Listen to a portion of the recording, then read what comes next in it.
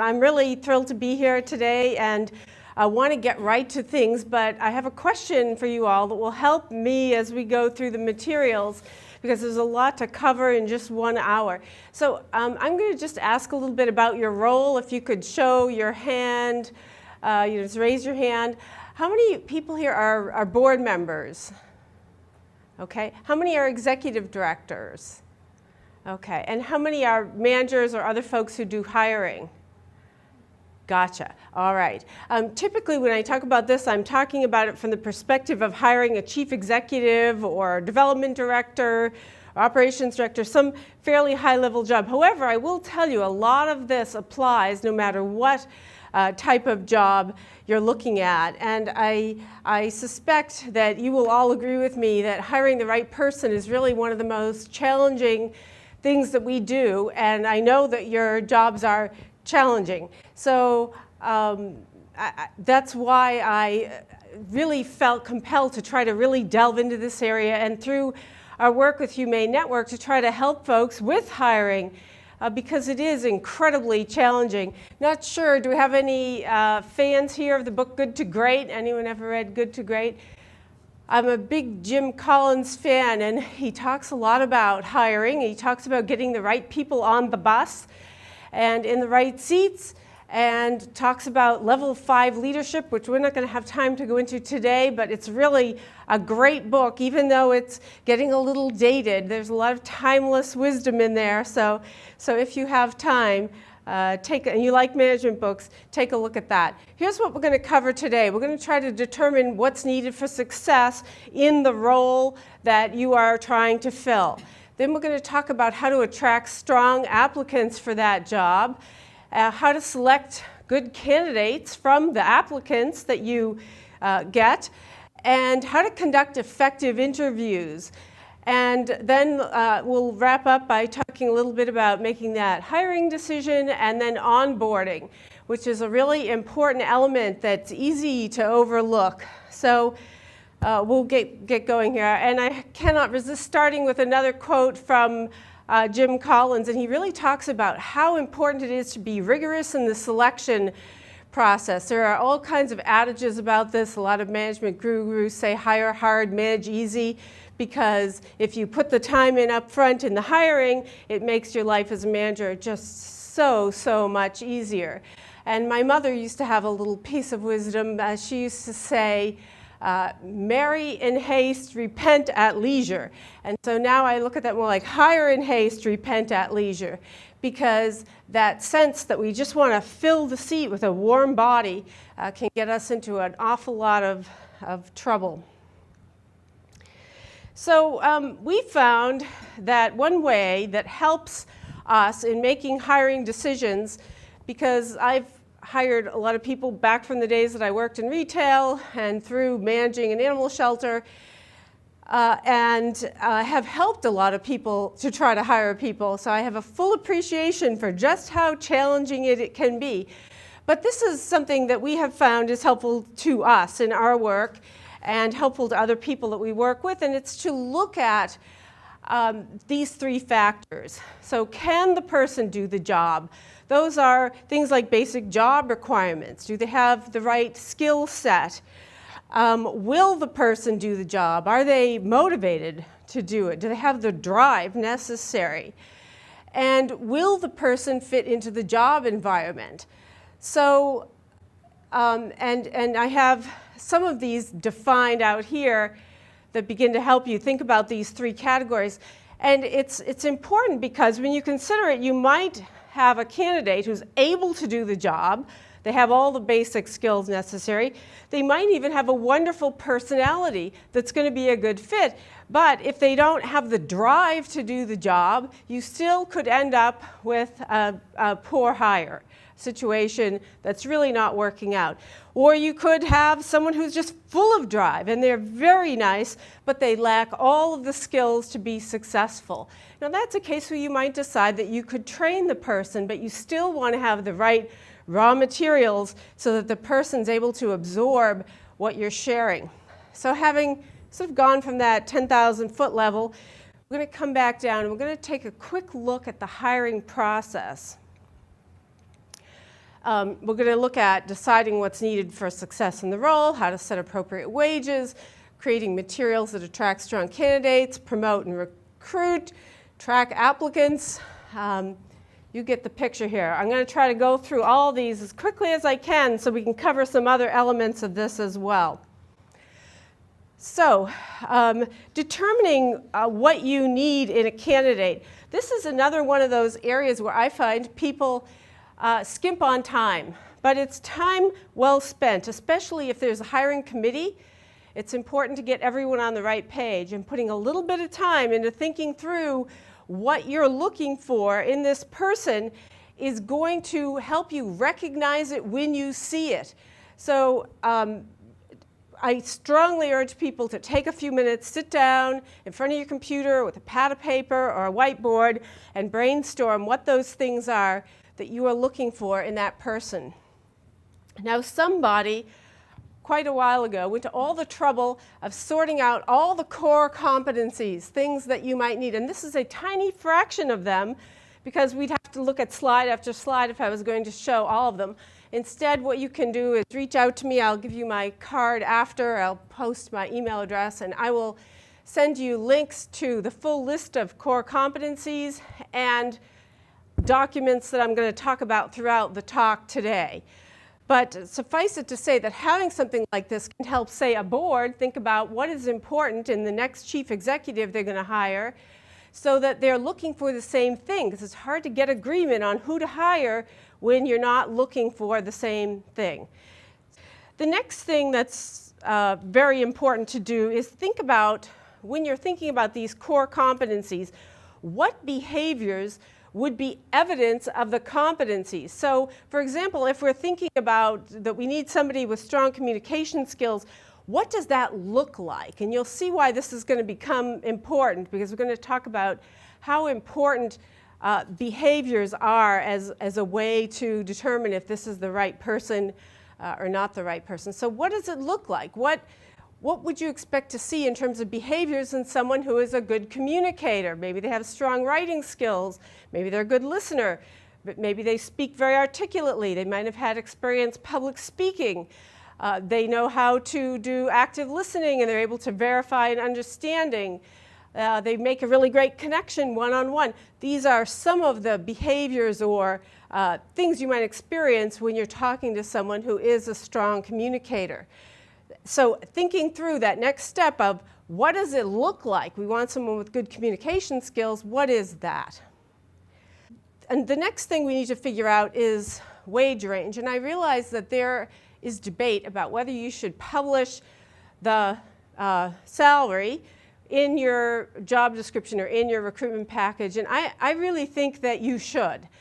And I have in what I will share with you after the session, anyone who wants it, a sample of a salary survey that you can conduct yourself to see. And it'll give you examples of how to do that. It's a form you could use to fill out to help you determine if the job range, or the salary range you're thinking is actually competitive enough to attract people for the job.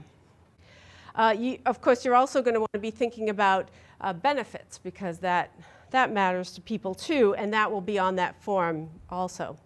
So the next thing you want to do is be sure that you've developed recruitment materials that are going to attract people. Sure, a job description is really important because it helps you define very precisely what this job looks like, what you need in the person you're about to hire, and it even plays an important role in assessing if the person, when you're doing performance reviews down the road, are they doing what you hired them to do or not?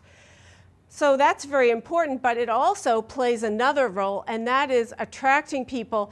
It's both a sales document and an internal, control document. So especially if you're trying to hire someone like a veterinarian or an executive director or a development director, these roles are not easy to fill. So you want to be sure that you're attracting people with what you do. And so on the slide, I've already defined some of the things you want to be sure that you are including in this. And well, you may not need to do it if you're trying to hire an adoption counselor. If you're trying to hire an executive level person, you definitely want to be promoting the community and the organization. So once you have these great materials put together, you're going to think about where to post the job. And I also have a sample list of posting locations, and some of them are specific and some of them are not, because they're going to be regionalized based on where you live. But that list will give you a lot of ideas for where you might want to post a job. And you really do need to post it pretty widely, to, especially again, if you're trying to attract someone for a job that's hard to fill. And then you want to recruit for the job. And by that, I mean doing a mini version of what an actual recruiter would do if you had the resources to hire one. And that means talking it up. So you want to be sure that you're not only using social media, but good old-fashioned telephone calls to talk to colleagues and friends. You just never know that somebody might have a connection. Call up and chat with folks in the field about the opportunity and ask if they know any. People do know folks who are ready for a change. And again, especially if you're talking about one of these hard to fill jobs like development director, executive director, veterinarian, and there are others that are tough to fill. Great operations directors are hard to find. So call around and talk to people. Maybe there's someone who's ready to move up to that next step. And I know I've helped people who work for me, even though it's going to be sad to see them go. But when there's a great opportunity, we all care about the field at large and can help the work in the big picture by recommending people who are going to be good. And keep it posted for a while. Whenever I've done recruitment for another group, they're in a big hurry. They want to hire somebody as quickly as possible. The problem is that really to be successful, you need to have that posting out there for at least 8 weeks. Now, again, this may not be true if we're talking about a receptionist. That's maybe a job you want to keep posted along with adoption counselor and animal caregiver, so that you have a stream of applicants coming in all the time. But when you're hiring for a specific job, be it the adoption manager or the clinic manager, you want to allow that some time. And I realize it's hard to do, and there's a strong urge to just get a warm body in that seat. But again, we get back to that problem of not having been allowed ourselves to be really successful with that job search, and then we get to pay down the road. So with your recruitment, allow that time. We have found that when we have tried to rush the recruitment period, we often have to reopen the search because guess what? We didn't get enough good applicants. And then in round 2, we usually are able to get an excellent applicant. And this usually happens when people do not listen and only want to post the job for a month or 6 weeks. I think even longer is better. And you can do rolling interviews too, but always do it in a group. Don't just interview one person and then wait 3 weeks and interview another, and wait another 3 weeks and interview another. You need the comparison of talking to multiple people, or maybe if you don't, most people do. So just keep those few tips in mind. Tracking and responding to applicants. So assuming you've done a great job of posting and you're working on recruiting, track and respond to the applicants. And I will send you an Excel spreadsheet in this packet that'll help you to track the applicants. We track the core competencies that we've decided that are important for that role. Where they live, are they willing to relocate? Will they make a 3-year commitment? We look at the materials that they're submitting and evaluate them. So then the spreadsheet will help you to do that and then help you to rank the candidates, because that's a challenging piece. But you also want to be sure that you're responding to the applicants. And this is another area where a lot of people, they just determine that that's not important. But this could be the beginning of an employment relationship. If not for this job, perhaps for another job. Maybe you've had the same experience I have, where you're doing a recruitment for one position and you discover a person who's actually great for a different position that you have. So you never know that. And just because you don't hire them in this round doesn't mean they're not going to be perfect for something in the future. And people do, I mean, your organization has a reputation.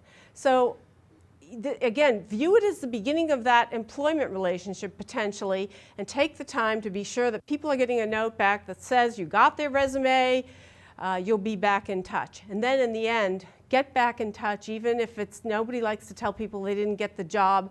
But there is a way to write a nice note, and if anyone needs help with that, I have some sample decline notes. It doesn't take very long to email them off, and it really does preserve that relationship, and it sort of sets your organization up as a classy organization that cares about people as well as animals.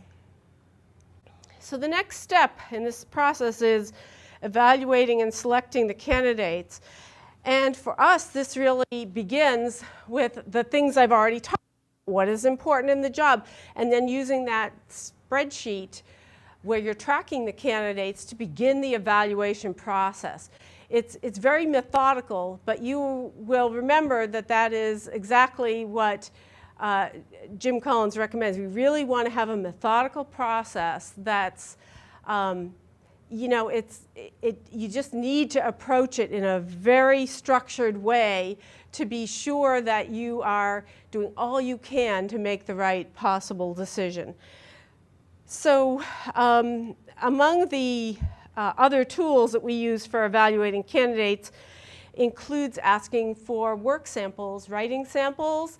A lot of jobs require someone who's able to write well. You can get a sense of that from people's cover letters, but you can also ask for other samples of writing and evaluate those. So once you've limited down, and we find that's much easier with that spreadsheet because you go through and start ranking people 1, 2, 3, and then you just sort by the ranks that you have on there, and you have your top candidates on the top. For important jobs, I would recommend 3 phases of interviews, and that may sound like a lot, but consider how annoying it is when you get someone in there who just can't or won't do the job. Now, if you're hiring for an adoption associate, perhaps, maybe 2 is maybe enough. Maybe you're a really great interviewer and you have a great track record of doing it in 1 interview, and that's great. Maybe the unemployment rate is so high that you just have to, you know, be less rigorous. However, when you can, this is the process that I would recommend. And you learn a lot about someone really in just 20 minutes on the phone with the right questions. We'll get into the interview piece further in just a minute and talk about, you know, what kind of questions and how to select them. And I will even be giving you in the packet a form that we use when we screen people in the 30-minute phone interview. Sometimes you can get it done in 20 minutes. Sometimes you know within minutes that this is not a good fit. Sometimes you're not sure and you hang in there and it turns out that this person really is a gem and they're just nervous. So you're just deciding to advance them or not at that point. That's all that 30-minute interview is about. The second round should be a video conference interview. If they're local, you can bring them in and do it in person.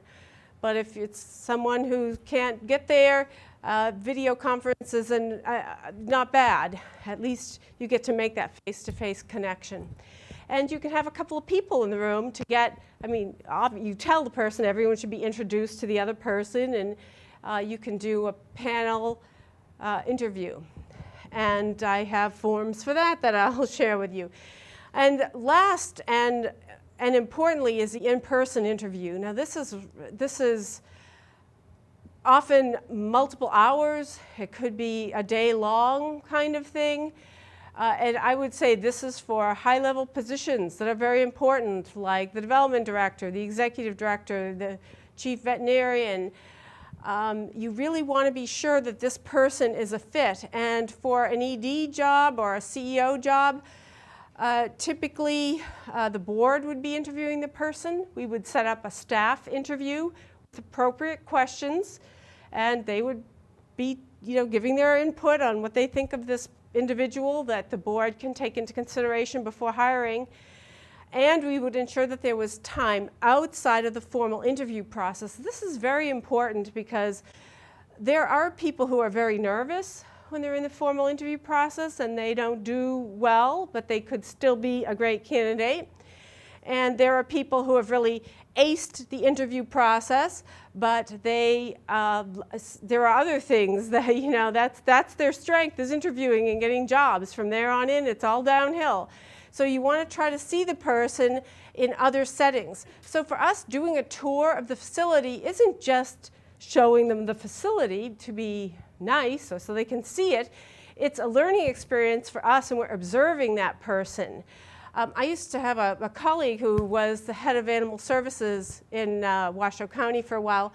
He told me when he was interviewing an animal control officer, he would do a tour of the facility, and he would start walking really fast. And if the person couldn't keep up with him, he knew that it was over right then and there. Now that may seem harsh, but for him, this was a busy, busy place, and he wanted people who were fast-paced.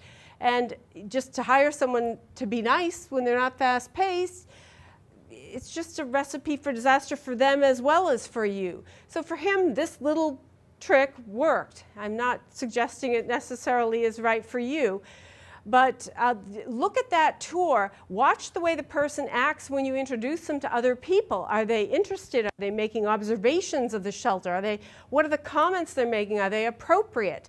They will give you a lot of tips about the fit. Is this person a good fit or not? Take the person to lunch.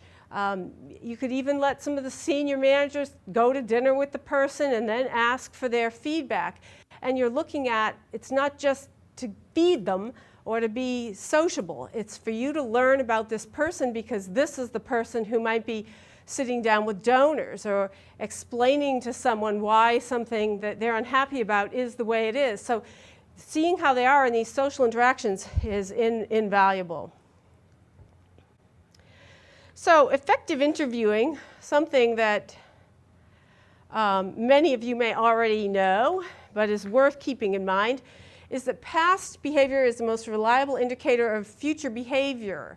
So if you've thought about the core competencies that are important, and you've thought about what they look like when you're seeing them manifest in real life, you'll be able to watch for those behaviors that are associated with the core competencies and for those behaviors that are not, that might lead you to believe the person does not have this skill or ability.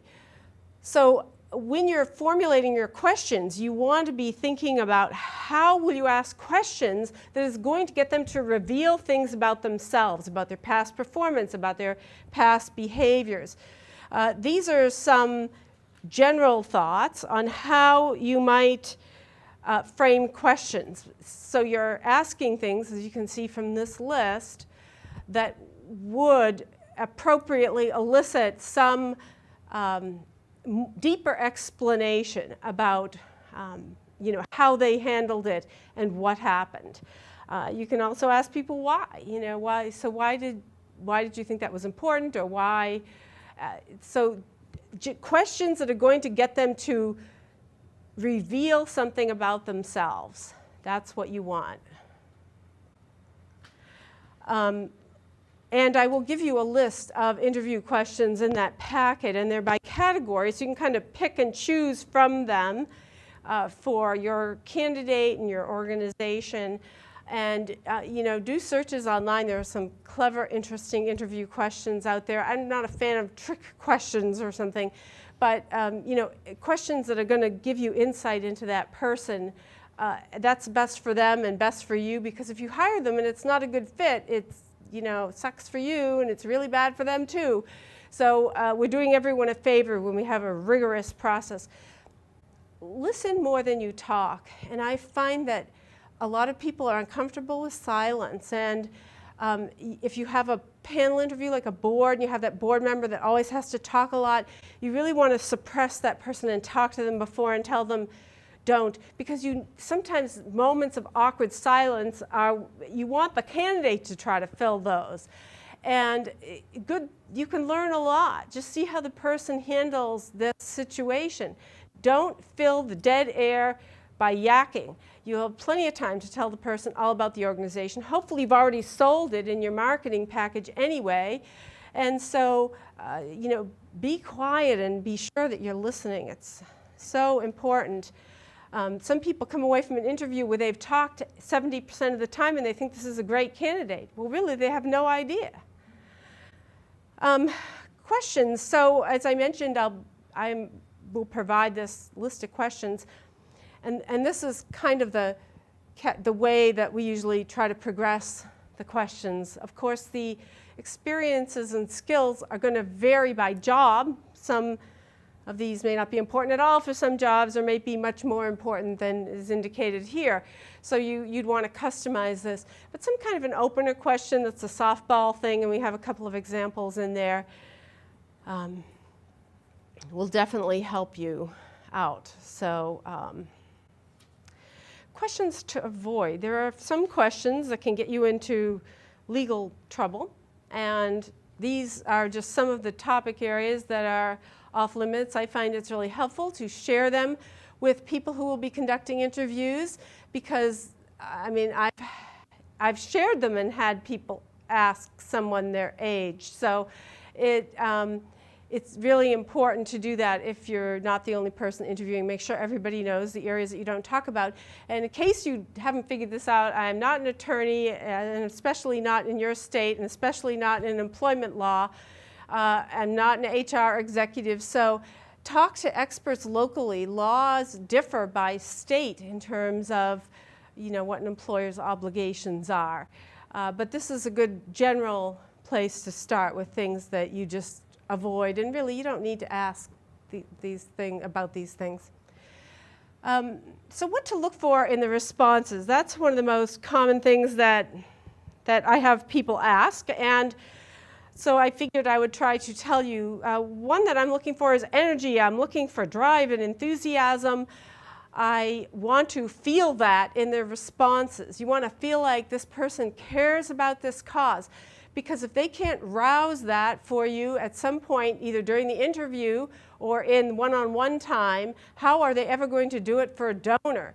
Because they're at their best right now. They're trying to sell themselves. It is not going to get better. They're not going to become more passionate and more committed after they get the job. That is not going to happen. So you want to see it now. Management ability, when you're asking these questions about past performance, be sure some of them include that, because most jobs involve working with other people. And I'm looking for someone who understands the importance of setting clear expectations for staff, whose first approach is positive rather than punitive, but also I want someone with a little bit of a backbone who's willing to hold people accountable. And ideally, this person can also resolve conflicts in a respectful way.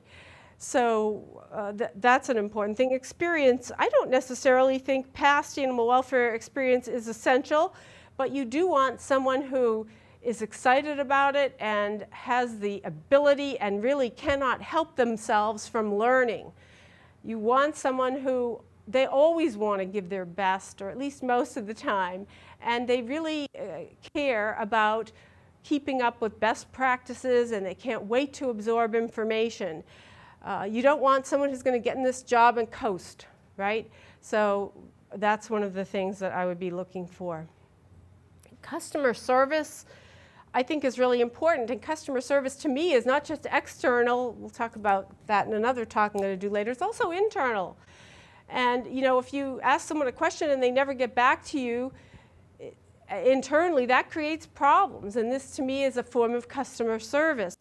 So you want to see that this person understands the importance of timely responses. Yes, I know we all get busy and don't answer everything on time, but if you're hiring this person, you want to be sure they're going to respond to you at least on a timely basis, and you want to be sure they understand the concept of being positive and compassionate to people as well as animals. So you're looking for these things in their responses. Strong communication and interpersonal skills, especially people who are able to manage conflict and are able to cope with emotionally volatile situations. These things are not uncommon in our field. We're dealing with animals and people, and their emotions can run high. So somebody who's unable to cope with this may not be an ideal field for them. decision-making skills. I'm always looking for someone who will gather all the information but also make a decision in a timely manner. You don't want, so you can ask questions about their decision-making process and about a specific decision they made and what did they take into consideration and how long did it take to make that decision and what were the results. So you can ask questions like that. Ask for a couple of questions if this person's, in a few different ways if this person is going to be in a position where they're making lots of decisions. Fundraising. In fundraising, I'm always looking for people who are able to build relationships and inspire people to support the organization. And that, as I said, takes some level of passion and energy because, that's contagious. And you want that person to be really into and high on your mission because otherwise there's no way they're going to be able to inspire donors to give. Budgeting, I find that a lot of people focus on cost cutting, that they can cut the costs. Well, you don't really cut costs into success.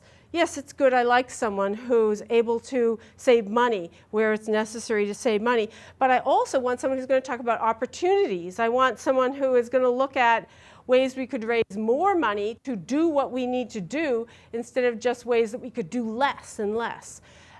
So when you talk about budgeting skills, yes, past experience budgeting is important, but it's also a good thing to really ask them about that. How have they balanced the budget? Have they always done it just by cutting something? Or have they done it by raising money for something that's really important? How many people check references when you do? Oh, good. Okay, that's surprising.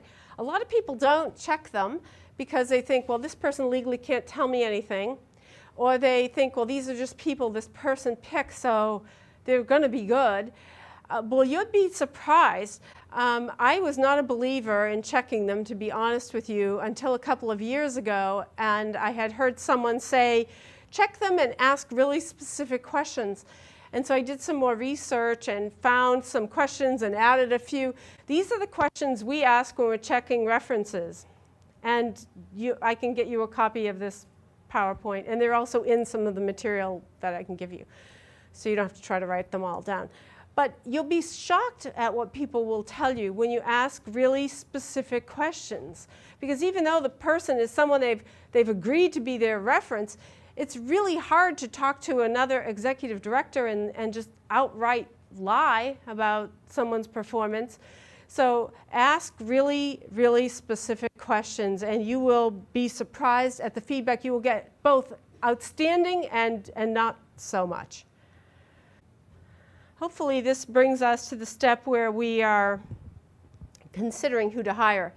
Oh, and there's one other thing I did not mention that I've used on a couple of occasions, and that's personality profiles that you pay for. Anyone ever done that? A couple of people.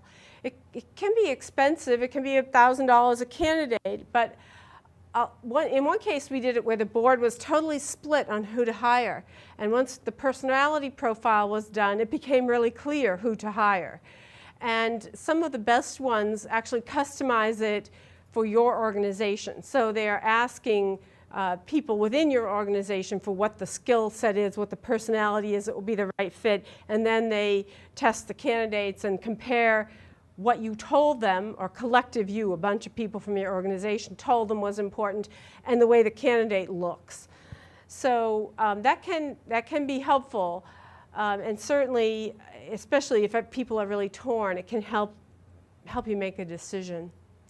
So again, when it comes back to the hiring process, I really like to come back to making the decision based on those three simple questions. Can they do the job? Do they have the ability, the experience, or can we pretty easily train them?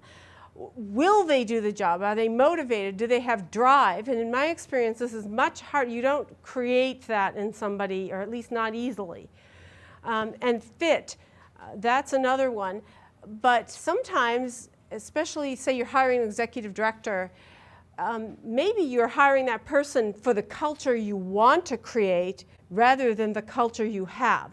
So think about that. If you're hiring a clinic manager and you have a lot of challenges and dysfunction in the clinic, you probably don't want someone who's a great fit with the current clinic.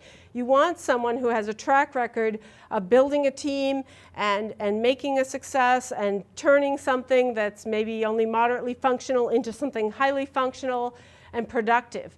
So the fit may be for what you want it to be, for the culture you are trying to build. But you do need that fit. It's really important. And in my experience, if you cut corners on any of those three things, it doesn't work. And I think if you think about some of your past hires, with hindsight, you'll be able to say, yeah, I see that now. That person, they really never had the drive, or they never really had the skills and experience, and I put them in a job for which they were completely unsuited.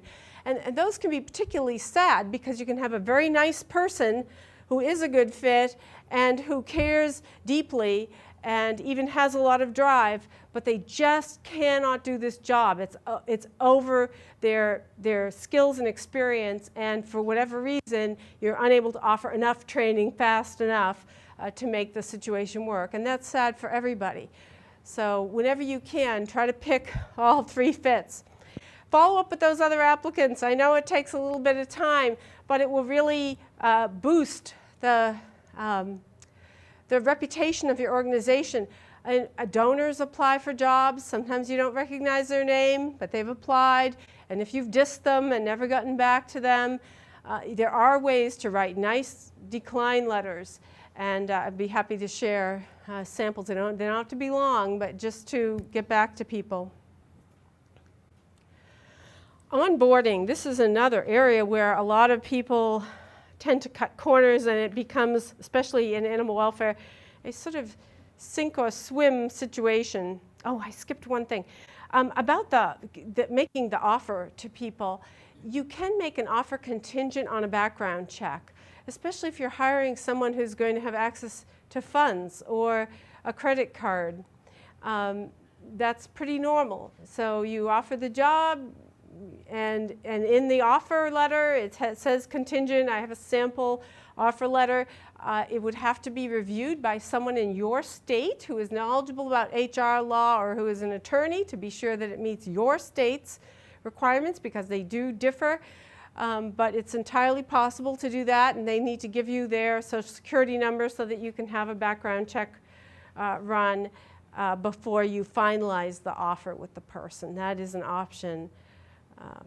And they're not even that expensive to run. There are some reputable companies online. If you have trouble, I can give you a couple of names that you could, companies that you could look at. Onboarding and orientation. I will give you in the packet a sample of an onboarding process. It's designed for an executive director, but it's a good place to start. You can pare it back depending on the job. And so often we're just so busy that we don't even think about that. The person just starts and they're just thrown in there, and we hope that they figure it out.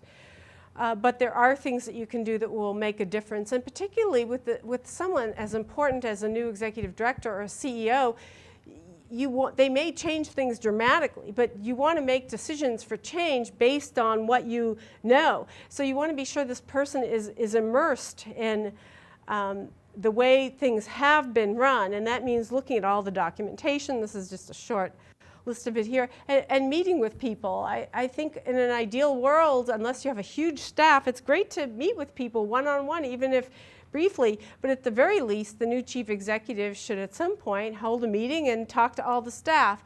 This may sound self-evident, but I hear all the time that it doesn't happen. So anyway, we hope that you'll look at the onboarding, the full onboarding list that I'll share with you, and think about it for staff as you bring people on board. I just want to reiterate that I think this is one of the most difficult things we do, because it's really impossible to look into someone's mind and heart and know 100% that this is a perfect decision. So all we can do is the best we can do. But hopefully, using some of these tools, you feel a little bit more prepared the next time you go into an interview. This is a list of some of the documents that I'll be happy to share with anybody that asks for it. I'll have my business cards here that you can take, or you can just write down this email address and ask for the hiring packet, and I will get that out to you. Thank you. Thank you all.